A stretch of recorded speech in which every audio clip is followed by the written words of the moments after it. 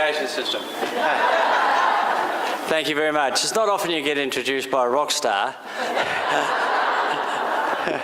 We should get her to sing later, but that's right. Well, Dr. Sarah Wenham and Melissa Cummings asked me to have a conversation with you about some of the transformational and the challenges that I've faced. This conversation will be probably different to the ones you normally have. I'm the only one that's going to be talking. Now, you've worked out the Broken Hills and Ireland surrounded by land instead of water, and you've worked out there's those who are locals and are from away. Now, just to say, I've been here for 40 years. I was here 40 years, and I'm still from away. So that's how it is. And I saw an ad in a death notice in the paper, which said that Mrs. Smith, and I use Mrs. Smith, died suddenly aged 84. Everyone dies suddenly at age 84. And she came from away, having moved here at 4 months old. So there you are. So she, after that, didn't get it. So now, I'm not going to ask everyone if they can hear me, because I was recently at a conference where there was a well-known talkback host asked his audience if they could hear him. And then a gentleman on the front row stood up and said, "I can hear you, John, but I'm willing to swap with someone who can't." So, on that basis, what I'd like to just share with you is a background of me and where I came from, some of the challenges I've had and what we've done in the after years. And I was born in the Middle East. Does this work? Ah, okay, thank you. Maybe it's not point anyway. Okay, right. Okay, no. That's right, there we go. Yeah, they get that. Okay, didn't have an instruction on it. And basically, I was born in Aberdeen, which is not shown on the map, but it's left of Shiraz in there. And I came from, my parents had a mixed marriage. My father was Scottish, my mother was English. And they were in the Middle East working for the Anglo-Iranian Oil Company. And we had the wonderful life of an expat in Iran. And after I was there for about 4 years, the Anglo-Iranian Oil Company said to the British, "Can we have 30% royalties of what oil you sell, the same as Saudi Arabia is giving to the Americans?" And the Iranians, the British said, "No, we provide you with employment and that's all." So what they did is they then nationalised the oil company. And my father was interned to help them produce oil, and I left with my sister and my mother on a destroyer back to England. And they produced oil. But one thing they forgot was how determined the British were, because what the British did was then at the Gulf, which you can see there, they positioned 2 destroyers and then announced to the world that anyone that takes any oil out of Iran will be blown out of the water. So it was a bit of a disincentive, so it didn't happen. So then the Americans came in with the CIA and had a revolution and overthrew a government, installed a Shah, and my father was released. And if you ever want to read a book on this, and it's a really good book to read, it's called All the Shah's Men by Stephen Kinzer. And you can understand the Middle East operation, what's happening in the Middle East a bit more when you read that book. So my father then came to the UK, and he thought he would then retire to a pub in Australia, in the country. And this was a great adventure. So he sight unseen, he bought this pub. Now I'll show you where it is. Right there. Right there. Now you want to get to the country? Away you go. And let me show you, it's William Creek. And I can tell you, when we drove for 2 days in a truck with all our belongings on it, to start this new life. The truck was branded a comma. It was about to come a full stop at any time. But we arrived at this place in the sand. My mother got out and she looked to my father and said, "I'd like to meet the staff." And he turned around and said, "We are the staff." And you can see, and this is the first time she'd seen the place. Now, there it is, William Creek, and that's at rush hour. Yeah. Then I can show you the parking lot. So, but what happened then is I became fairly feral. And you can see me on the left there holding up my bounty of snakes. And what happened is that because we were poor, this is my first encounter with death. I had to trap and shoot dingoes to make pocket money, trap rabbits to skin them and sell the fur, and then I also had to, at that age, kill and slaughter the livestock so we could eat. But that's what it was in the bush, and that's what happened. And because I was becoming feral, my mother, who then knew Fred Mackay, who was John Flynn's successor, I should have a photo of him there, Fred, she asked him if he could find me a place in boarding school in somewhere. So, so I could get an education, because I kept on running off to driving schools. It's far more interesting doing correspondence. And he did, and he got me into a school in Adelaide, and I subsequently left that school. I didn't have enough money to go to university. I then became indentured to a surveyor in an oil exploration company, would you believe, and during that time I had a great time. I learned to become a scuba diver, I became a driller, I became a surveyor, I was learning how to fly, and I then became what they call the gravity meter reader, which measures the gravity of the Earth, and we can tell if there's geological formations below that will produce oil, or likelihood to produce oil. And then they offered me a position as a navigator and a meter operator on a survey that was going to take in the whole of Queensland. And this was where we surveyed that whole lot with square mile patterns. And I loved that. I jumped at that, and we went in a helicopter, we flew around, and we had little diversions because Bim Edwards was the pilot I was partnered with, and we had little diversions to look at islands, and we went around the place, and we were actually having a good time. We took the doors off the helicopter because only sissies flew with doors on, and we went there. And then one day that we were running late, we were actually running, so we decided to fly the pattern backwards. And what happened was that when we went to land at the first place we landed, we radioed our cell centre man to tell him where we were, and we couldn't land there. We had to move to another spot that had, which was a smaller clearing, but it didn't have any water in it. And we landed. I had jumped out, took the readings, plotted our place and where we were on the map, and took the navigation coordinates, and I jumped back in the helicopter. And Bim had taken his t-shirt off, he's only in shorts, and I'd left my shirt on, which was nylon, which was a mistake I'll find later, and I then had jeans on. And as we rotated out of the clearing, the helicopter blades hit a tree, and we spiraled down to the ground, and the helicopter rolled onto its left side. I was thrown out through the front, and I ran out and looked back, and Bim was in the helicopter trapped with his harness on the left-hand side. And so I went back in to get Bim, and the flames were just starting to then creep around the aircraft as fuel was leaking, and I just released him, and then the fuel tank behind him exploded and covered us with petroleum or jet fuel, whatever it was. And I ran out with him, rolled him on the ground, and then got him extinguished, and myself, the fire's out. And then I can remember taking his socks off, and the flames were burning through my hands. And I said, why isn't it hurting? And I realised later, of course, that when you have third-degree burns, then the nerve ends then are severed. So I did that. So we sat there, we lay there, and it was just becoming on dark, and if when you get burns, you actually then get dehydrated. So Bim was becoming thirsty, I was becoming thirsty, and then I realised there was a creek, a little stream not far away. So I found a tin of peaches that had exploded, and I used that tin to go and get water from the little stream, and Bim would guide me back to where the crash site, or where he was, and then he would get some water.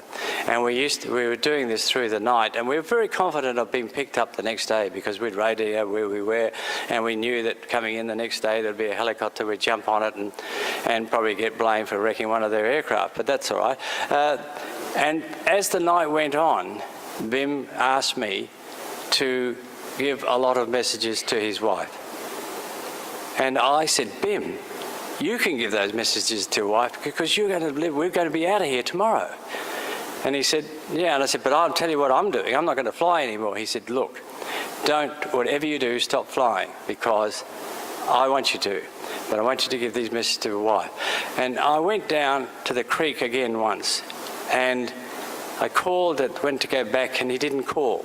And I realised what had happened, that he wanted to give me that message before he died, but he didn't want to die in front of me. And that was the courage of the man. And then I lay there and there came light and I thought, well, I'll be picked up. Are we going? And what happened, of course, is a plane flew over the top of me and didn't stop. And then another plane flew over the top and didn't stop. And I realised that the canopy of the jungle had covered me over and I didn't have any way of making fire. And then, just as I was started to give up hope, and I made a pledge with what I thought was my maker. I said, I will, give my life to helping others if I live through this. And it probably was an act of desperation, to be honest, but but then I heard a helicopter coming. And it was my friend of mine, Harry Reith, who was the navigator, and Harvey Else was the pilot. And what had happened is they flew the pattern, because they said, well, what if they did fly the pattern backwards? And as the sun reflected off the wreckage, they saw the wreckage and came in and landed. And Harvey, the pilot, came over to see me and I was covered in ants and looking a bit dishevelled with the bird. And I was really ungrateful because I turned around to him and said, what took you so long? Suddenly thought, well, he's going to go away and leave me here, but I'm that ungrateful. So they took me back, and then luck was with me again, because when we went back to Arakoon, the mission, the person flying the DC-3 was about to take off, and Harvey radioed in and said, it's Clyde, I've got Clyde Thompson on board, and the captain of that plane happened to be a brother of a friend I've been surveying with, so he stopped and he took off illegally with one set of car headlights into the night and got me back to Cairns. And there I was in Cairns, which is very lucky again, because they've been used to dealing with burns, with the cane cutters burning themselves and so forth. So I survived that, then transported down to Brisbane, and I got an infection in that hospital because there wasn't enough staff, and the person in the bed next to me had to feed me. So that was, I hope Brisbane's improved since then. And then I went down to Adelaide, and let me tell you, Adelaide is the best hospital in the world. I don't know what it's like there, but then it was. And they looked after me, and they actually they prepared me for coming out of that hospital as well by taking me out to the Botanic Gardens. And I haven't got any slides of me because I was grotesque. Taking me to the Botanic Gardens next door, and I'd watch people recoil because I had a half-inch scar on the left hand of my face was distorted, my fingers were like talons, and they then took me into the front bar of the Botanic Hotel. And brought beer, and I clutched this beer with my little hand. But what that did, though, was it was in palliative care terms preparing me for the next stage of my life. Because they knew when I left hospital, that's what I was going to be subjected to. Because I left before I had plastic surgery, because I had to then come back in again for that, and it was great.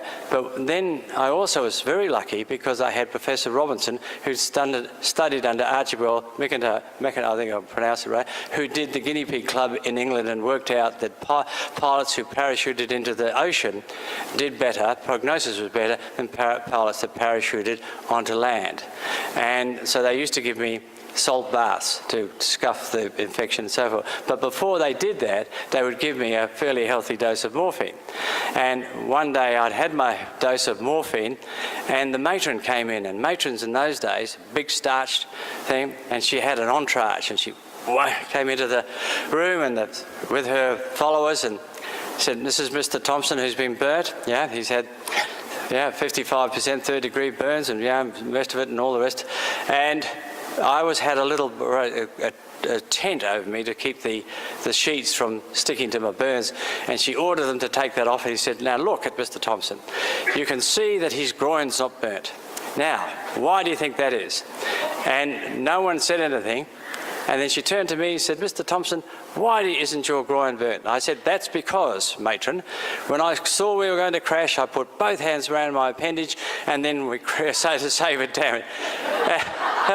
And we fell to earth. And she looked at me and she had a twinkle in her eye. And she said, "Mr. Thompson, I think one hand would have been adequate." True. Yeah. And she sailed out with her outrage. But I noticed that ever since then she came in before I had the morphine. Yeah. So, and the other thing is that what we do, my boss picked me up as soon as I got discharged before I had plastic surgery, and he then took me to the airport. And I thought, we're going to Hammer. And he said, "Get in the aeroplane." So I don't want to get in the aeroplane. I don't want to do this. I don't want to get there. And the chief pilot was sitting in the pilot seat. He put me in the co-pilot seat, and they took off. And the chief pilot pushed his seat back, released the controls, and said, "It's your airplane."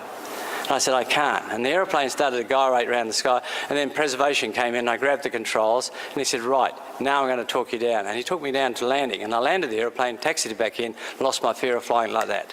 And that's the thing we have to do, when we are rehabilitating people and so forth. So then I had a chance to join the Royal Flying Dot Service, and I was going to go into ANZET, because I wanted to fly big airlines, because if you're a pilot, you don't fly this little stuff around the place here. All my friends were going into Cathay, they were going into ANZET, they were going into TAA, it was in those days, and they said, "Well, why are you going to the Flying Dot Service? You've got to move to Broken Hill. It's the end of the world." I said, "It's not. If you stand on a chair, you can see it, but it's not the end of the world." Yeah. And my partner then came from Broken Hill, and she cried for 2 days when I told her we're going back to Broken Hill. So we went back, and I found the Flying Dot Service. The Flying Dot Service embraced me, and the Outback embraced me, and it was the people that embraced me. And then Fred Mackay came to me and said, because he knew me from William Creek, he knew I'd joined, he said, "I hear you're going to ANZET." I said, "Yeah, well, I'm thinking about it, Fred." He said, "Let me tell you what John Flynn said to me." He said, "I was a lifesaver in Bondi, and he came down to Bondi Beach and sat with me on the beach, and he let the sand trickle through his hands. And he said, 'Fred, the sand in Birdsville is more attractive than the sand on Bondi.' And he said, 'Let me tell you, you will have better life flying for the Flying Dots and help more people than flying with ANZET.' So I stayed, and I never regretted a moment of it. And one of the things I say to people, I never went to work for a day with the Flying Dot Service. It was a vacation. You did it because you loved it. And I had some wonderful experiences with the Flying Dot Service because, the other thing is that, to go to your theme, is that death in the bush is a given. But death in isolation and sudden death is difficult. And that's where palliative care helps. But on the other hand, they're very pragmatic about death. Because I can tell you of an incident we had when I first joined the Flying Dot Service. I had a call from a doctor who'd only 2 years graduated. They used to be pretty young in those days. And then he rang me and said, "I've had a call from Ivanhoe." And Ivanhoe is a very isolated place southwest, 300 kilometres away from Broken Hill. And she's got a dead body and she wants us to come and pick it up. "And do we normally do that?" I said, "Not normally. They've got a morgue down there. What's the problem?" He said, "Well, I'll ring her back." And he rang back again and she said, "It's urgent." I said, "Okay, we better go and get it." And so we get on our Beagle, the old Beagle was aircraft. There was one before the Seagull, we always used to say. Went down there, drove into the hospital, went round to the back where the morgue was, and I happened to notice there's some beer cartons alongside the wall. So I'm not very quick, but I started to twig something was going on here. So I said to the nurse, I said, "Have those beer cartons got anything to do with us moving this body out the morgue?" She said, "Listen, son, you might not have noticed it's New Year's Eve." She said, "And the refrigeration's broken down in the pub, and there'll be 50 people down there drinking warm beer, and if you don't get this body out, I can't cool the beer, and you'll be down here 10 times. Not once." So that's the problem. So we took the body, we got going. We didn't get another call. Yeah, and the other thing was that we used to work very closely with that. Death in the outback is quite threatening, and you make decisions in the outback that are going to be line ball of whether you live or die. And I can remember I was with a young doctor, and we went up to Santos Station, and where a patient was unconscious, and we were late because we had to do another transfer of a spine that was there, and we went into the station, and his wife was beside herself because we'd been late, and she said he was all right. He slept out last night on a mattress, and then he felt something scratch him, and we thought he'd rolled on the cat, and then now he's unconscious. And young Lightbody, who was the doctor, said to me, well, where's the puncture wounds? And so we looked at it, and he said, does that look like a snake to you? And this guy was nearly dead. And I said, well, I'm not sure, but it could be. He said, well, I need to know because I'm going to give him antivenin, and I'm going to have to give it to him intravenously because he's so close to death. But if it isn't a puncture wound for a snake, he's going to die. So, your call. Good. I looked at his wife, and she looked at me, and I said, it's a snake bite. And they gave him the antivenin, and as we flew back, and it was a terribly hot day, bouncing around, as we flew back and got into Broken Hill, he suddenly started to talk. And I can tell you, I was so relieved, And then, and this used to happen to me a lot, and I was mowing my front lawn, and a few days later, about a week later, and a car pulled up, and he said, you made the right call. Anything I can do to help you, I'll do. I said, well, you can finish mowing the lawn. He said, not that. Yeah. So the thing is, I think that one of the challenges that I had, or two of the challenges I had in the Palliative Service, was the first one was starting the University Department of Rural Health. Now, David will applaud that because that's the first time I've had it right in for the last 5 years. Yeah, I usually mess it up. Because what happened is the medical profession said, you cannot train doctors outside a tertiary hospital. You cannot teach them or any other health professional in a rural setting. And I said, no, that's wrong. So between David Lyle and it was Professor Stephen Leader, Jack Best and Sue Morey, we started off the rural training school in Broken Hill, which became the University Department of Rural Health.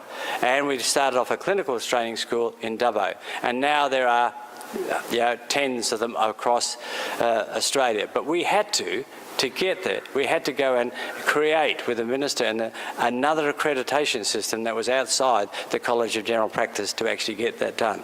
So, but what happened though is that because I'd had these challenges during my life, I didn't give up. I thought, we are going to do this.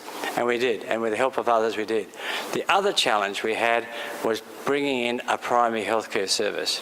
And let me tell you, if you've got a lot of emergency medicine doctors who've got, notches in their defibrillators, when you start to talk to them about primary health, they become funny. They go dysfunctional. But, that's right. And so I was saying, we need to have primary health. And they said, Clyde, come out here and look at the aeroplane. What does it say? Royal Flying Doctor Service. It doesn't say Primary Health Service. And here we are. And then what happened is that the Bush ganged up and said, we want dental services, we want mental health services, we want services, we want these services. And I noticed that Melissa Cummings and Sarah have piggybacked on the back of the services, the outreach services we do now. And I can tell you from my personal experience in listening to them, that's exactly what they want. They want that. And then I congratulate you because you've started, that's the template for delivering palliative care services in the bush. And we work integrated with others. And everywhere I go, they say, Sarah Cummings, yeah, lovely, Sarah Wyndham, and Melissa Cummings, they're interchangeable, and they've done a wonderful job, and they look forward to it. So I think that that's really where palliative care should be going in the bush. There is one place I don't think it should be going, and that is, if I can get her name, is that what you can do is Leah Kaminsky's book, We're All Going to Die, is that she points out that a lot of people now are trying to reach out from the grave to actually then keep their presence in the family. For instance, you can hire someone before you die to then send text messages to your partner and your family when on your anniversary, your wedding anniversary. That would help if she's repardoned. Yeah, that'd be great help. And on your death. And not only that, if that's not enough, they'll send a T-shirt with your face on it. Yeah, with on the back of it, on the back of the T-shirt, yeah, gone but not forgotten. Yeah. So how's that? Okay. So what I'm saying is that here is that alignment between the health services and there is what we need in palliative care. It's not a service on its own. Medicine is not a service on its own. Primary health is not a service on its own. They are aligned and they are one of the package that we deliver, or you should deliver, into the bush. So that's what I'd like to leave. I congratulate on what you're doing, and let me tell you, when I go to the departure gate for the last time, I hope I've got someone with that kindness and understanding that you have. But I have one last request. Can we go via the business lounge? Thank you very much. And that's the end there. Thank you very much. Okay, great. Captain Clyde Thompson, ladies and gentlemen.